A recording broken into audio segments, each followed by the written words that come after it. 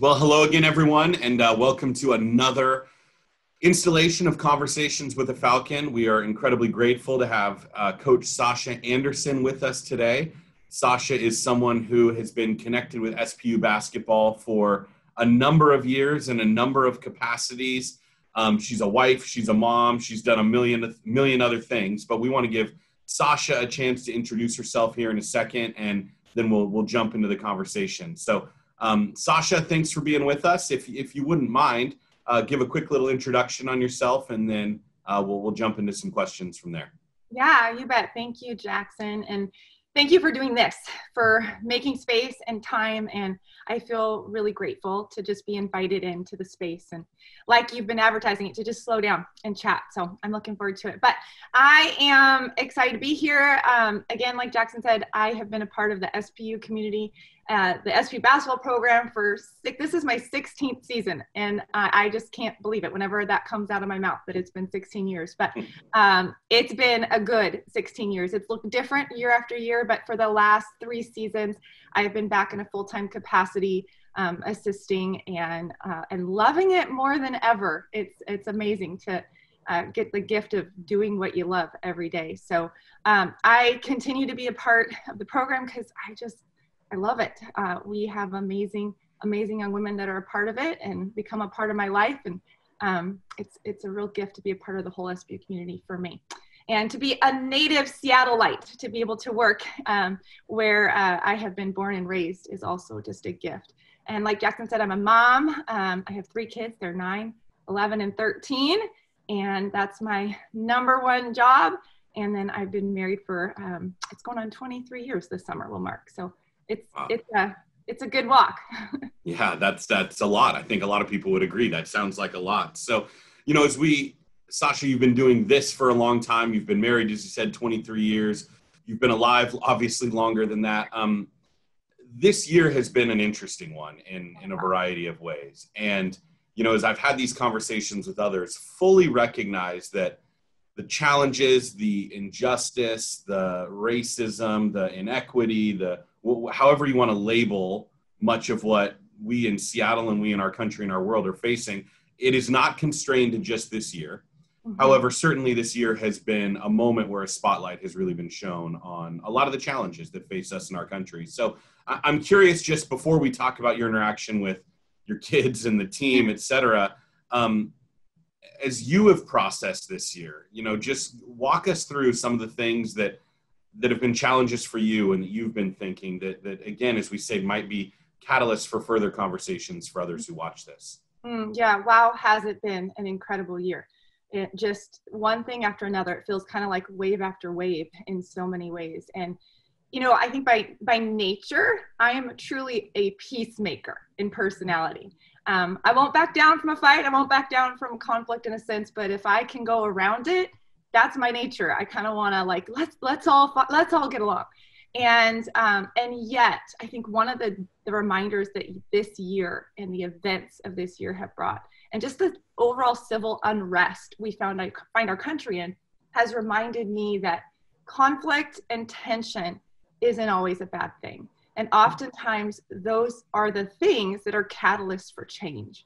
And I'm not going to say that I've grown in maturity to the point where I'm ready to just embrace all the yuck, but at the same time, to be able to recognize, but this is how change happens. And this is how awareness grows. And like you said, these aren't new issues, right? But in a lot of ways, the events of the last year have brought new eyes, new ears, and new voices into the conversation.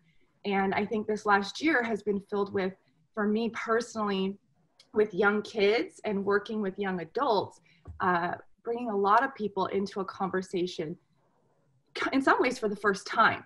And for the first time where it's like touching home. There's proximity to the issue now. It's not in my history book. It's not the movie that I watched. Like, oh my goodness, this is my world.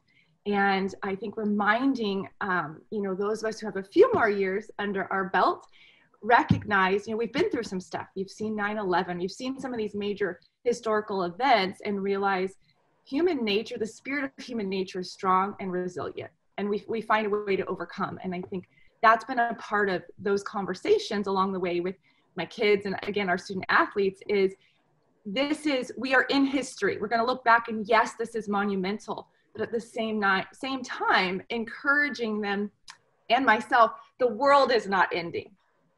We are resilient. We are going to find a way to navigate through this, but really now it's how are we going to engage at this moment? Because it's a crossroads, not for just us, I think, as a society and a culture, but individually to say, okay, I'm faced with this. Now what? No,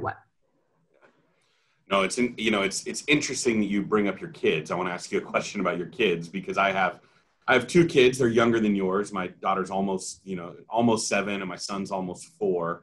And processing with the 6.5-year-old who is white, what Black Lives Matter means and what racial injustice is and her having this curriculum in school and balancing these conversations. It's interesting because in her perspective, she doesn't understand why some of it would exist, right? Because she is so young and innocent and there's something really beautiful about that. And so I've been having to unpack with her, hey, how did we get here? Right. Yeah. And that's a very different story. I'm imagining that especially for your kids and especially the younger ones, this may be some of the most impactful or right in front of their face moments where they've seen this and they've seen the injustice. And I'm curious as to how you lean into that with your kids and how you help them process that because, I pray that we don't have to deal with these issues for the rest of their lives, but the reality is we probably will. And that's part of the sinful nature of this world and who we are. But I'm curious, as you've engaged in conversations with your kids, has it been different over this past year than it has been before? Has it been more real? And how have you as a parent and also a parent that has a background in Christian faith, how have you engaged those conversations with them? Super good question. And can I just say, Darby, I'm right there with you. I don't get it. I mean, that's the thing. It's hard for us to understand, for many of us to understand, right? And I think for our kids, it's perplexing. And we raise them with such hope, and we raise them, hopefully with such a great foundation in faith, that to wrap your mind around somebody embracing anything that we see as other just disrupts us. And so I think our conversations have looked different. Like you said, it's real. It's not just history. And being able to put timelines on things like, even, I'm in an interracial marriage. So for those of you that don't know that context, so I'm also mixed, but my kids are mixed. And that's a whole nother dynamic. And, as being raised as a kid who's like, okay, I want to embrace these both cultures. And then you come to moments in your life where those cultures are in conflict in a broader sense. And it's just another ripple of a depth of like just disruption. And so our conversations are a lot of just like, wow, this is what's happening. Being super real in an age appropriate way about the events and the issues, not shying away from them. We're pretty protected in our family from screens and media and news and all that. And so we honestly have to bring the issues up a lot of times. Now that they're in school, they get a little bit more that we kind of have to talk about from at home. But it's like, this is what's happening. Man, how painful is that? People are making choices that we cannot comprehend. At the end of the day, we serve a God who is good. And that is part of our focus, is just on the goodness of God.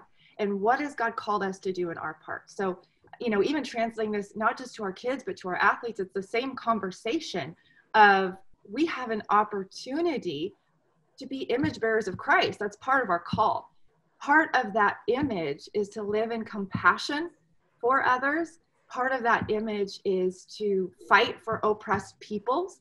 God is a God of justice. And we use that word so much right now, but what does that mean? It means being a part of making those things that have been wrong to make them right. And so I think it's just helping our kids lean into their faith. God is still God. God is good. His goodness is evident if we choose to dig it out and find it.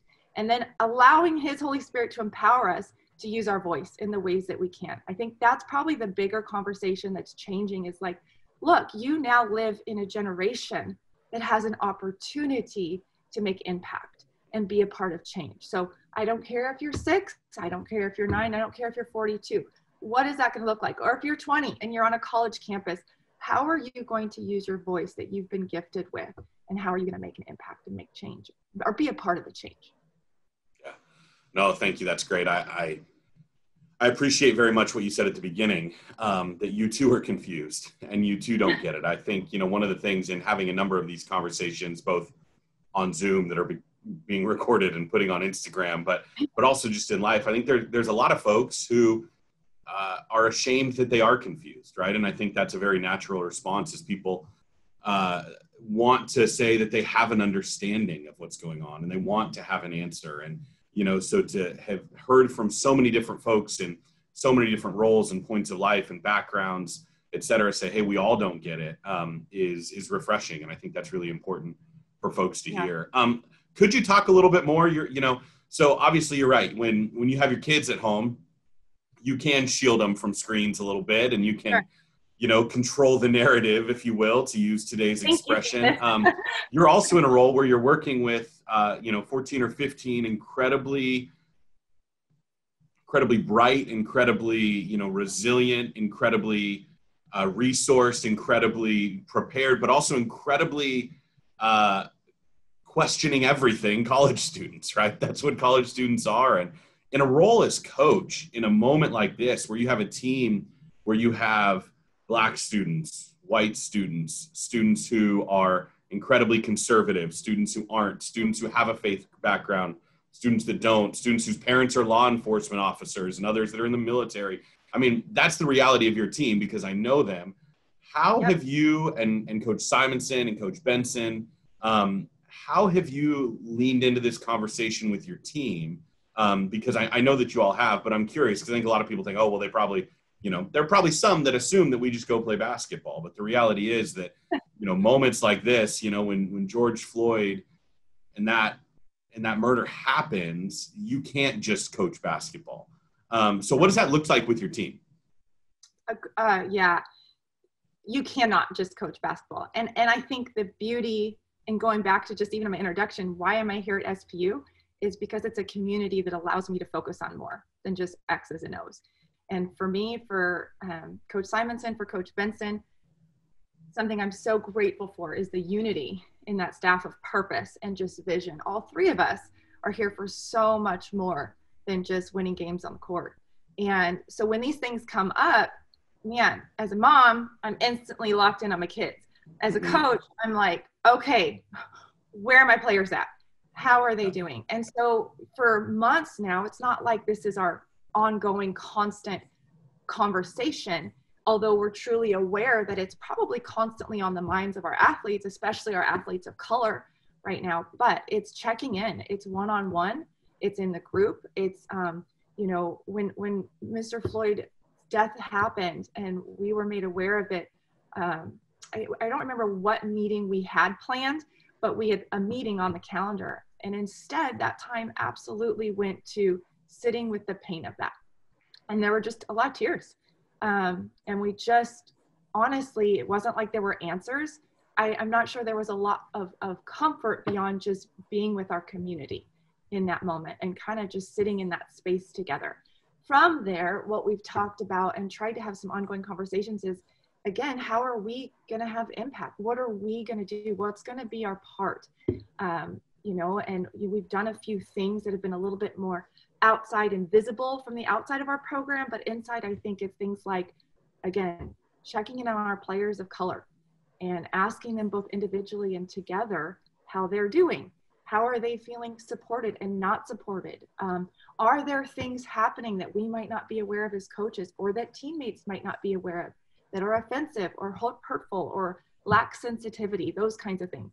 For our players that are white, it's, hey, let's provide space for you to dialogue and let's dive into a book together. Let's talk about this. Let's talk about how you're processing this and what's your role in this. So a lot of talk and then some action. And I think even when it's come to the part of action, it's been like, how do you take a group of people from such different spaces as you talked about and find common ground? And honestly, the word unity is what we have focused on. I don't know how much of everybody has saw of the inauguration, but one of my favorite lines from the day was from President Biden when he said that our differences do not have to cause division. And I think that's, a piece of what unity is. And I do believe that's been really reflected in our group, is like, hey, we do come from different places. But what we can respect is people's experiences right now. We may not come to the same outcome, but we're committed to listening. We're committed to saying, okay, I see where you're at in that space right now. I'm going to respect that. And you're going to respect where I'm at.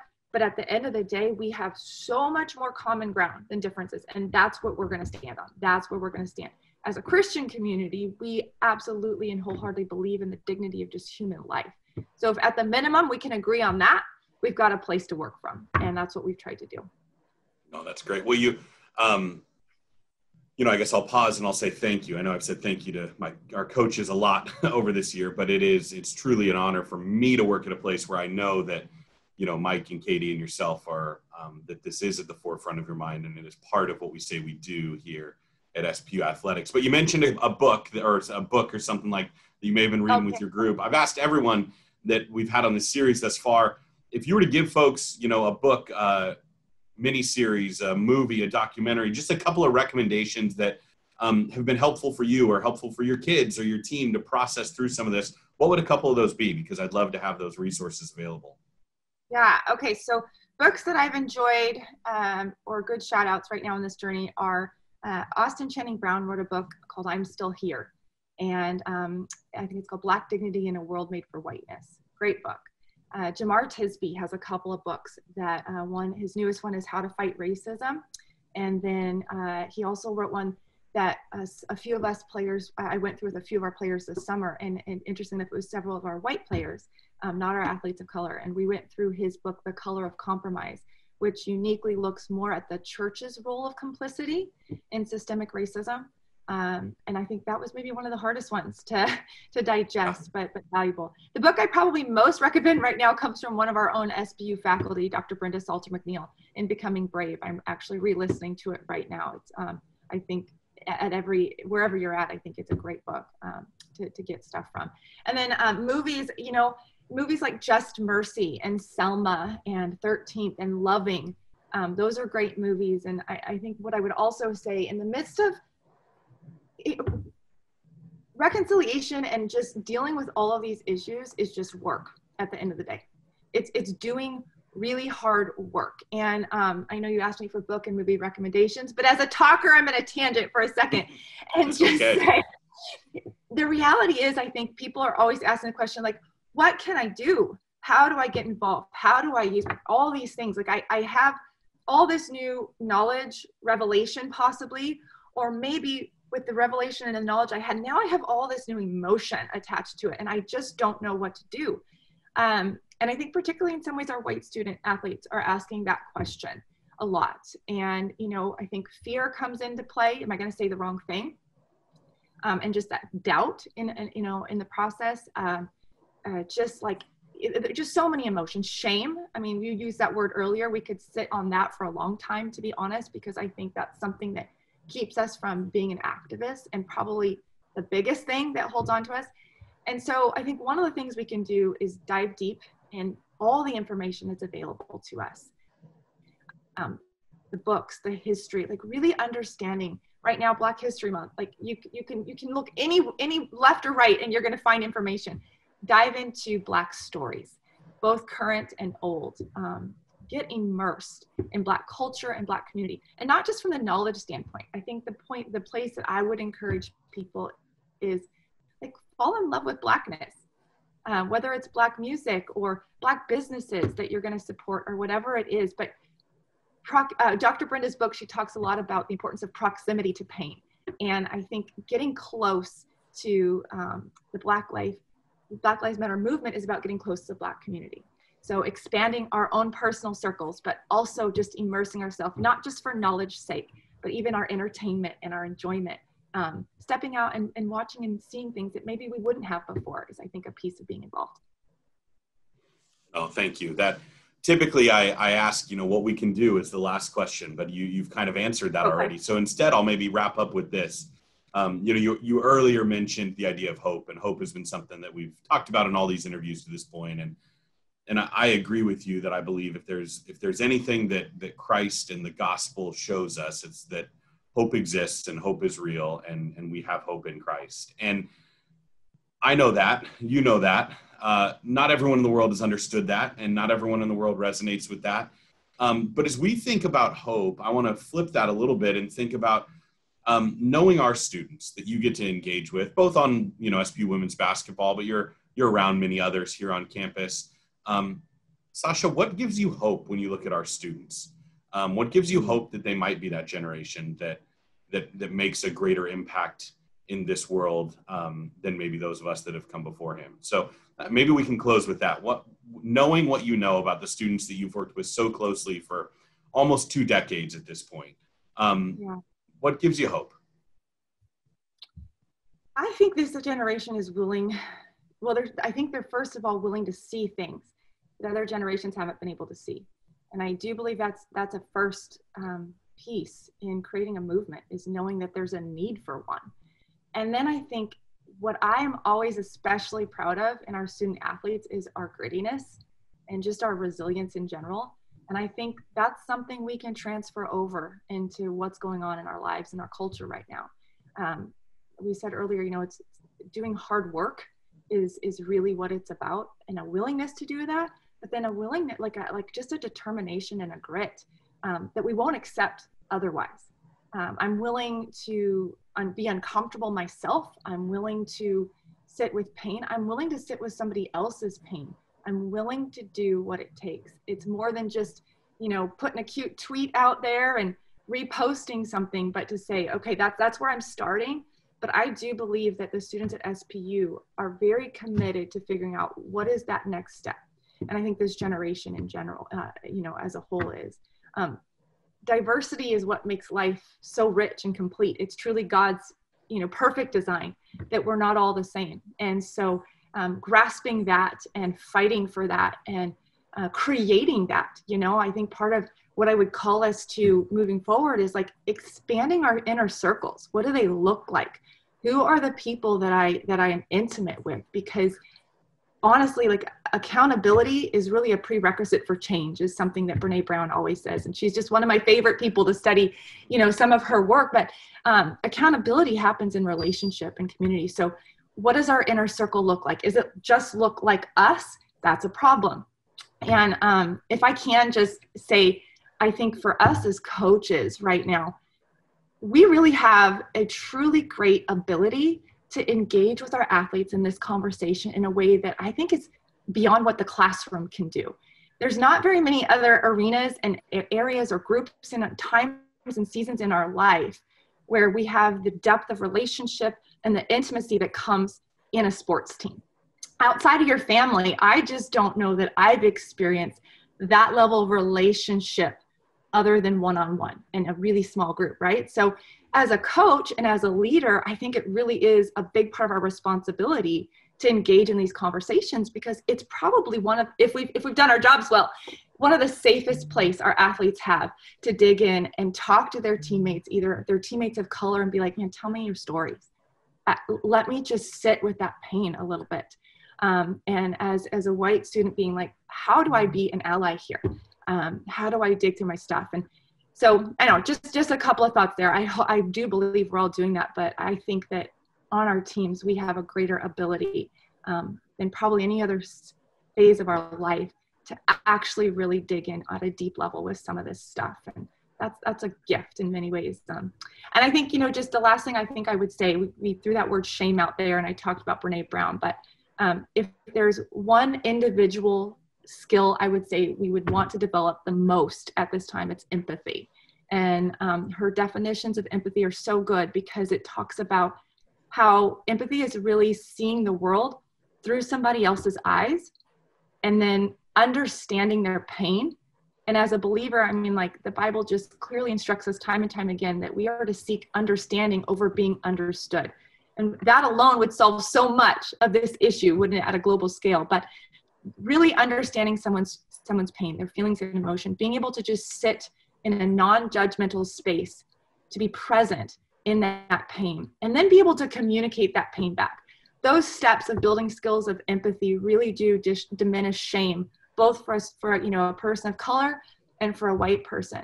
And then that empathy, I think, is really what begins to get us to the place where we can actually have intimacy in those conversations that need to happen. So, and we can do it. It's not easy, but we can do it. No, we can. Thank you. And thanks for your time today, Coach. It's a pleasure having you here. So thanks again for your vulnerability and your honesty, your willingness to do this, and go get them tonight.